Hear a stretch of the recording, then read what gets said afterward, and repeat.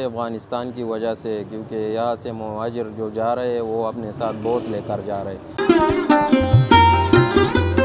السلام علیکم ناظرین، میں ہوں شہزاد دورانی، آپ دیکھ رہے ہیں ڈیلی میدان۔ تیز رفتار ٹرک کی جہاں کہیں ایک قدیم روایات کہا گئی ہے، وہیں پر کنویں سے پانی کے حصول بھی قصے پارینہ بن گیا ہے، جس نے کنویں سے پانی نکالنے کے لیے ربڑ کے ڈول تیار کرنے والوں کے کاروبار کو بھی بری طرح متاثر کیا ہے۔ آئیے جانتے ہیں ربڑ سے بننے والے یہ ڈول، جنہیں پشاور کی مقامی زبان میں بوکا کہا جاتا ہے، افغانستان کے علاوہ کن کن اضلاع کو سپلائی ہوتے ہیں۔ میرا نام ابراہیم ہے، یہ کام میں تقریباً 20 سال سے کر رہا ہوں، اور یہ باپ دادا سے اسی سلسلے سے آ رہا ہے۔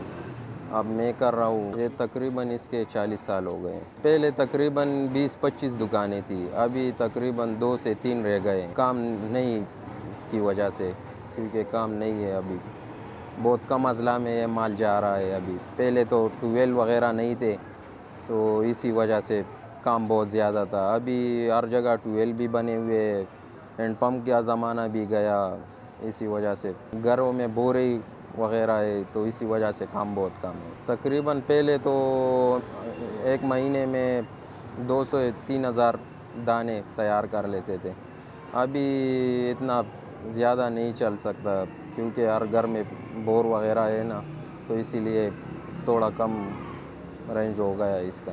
بوکے کے علاوہ ہم یہ ٹاپ وغیرہ بناتے ہیں، ٹائر پٹیاں بناتے ہیں صوفوں کے لیے، اور یہ گاڑی کے ٹائر میں اس کو ہم پشتوں میں گیرا کہتے ہیں، وہ ڈالتے ہیں، اس سے ہمارا گزر بسر ہو جاتا ہے۔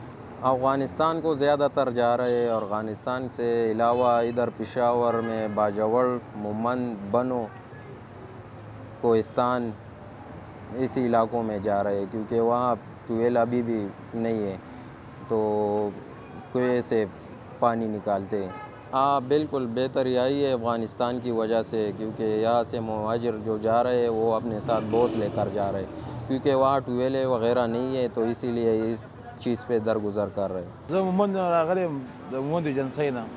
دې بوکې لپاره زمونږ د حجره غټه حجره ده، هغې کې زمونږ غټ کوی دی، هغې ښایسته خوږې اوبه دي، د هغې لپاره بوکه خرابه شوې، بل بوکې بس راغلی یم دې لپاره.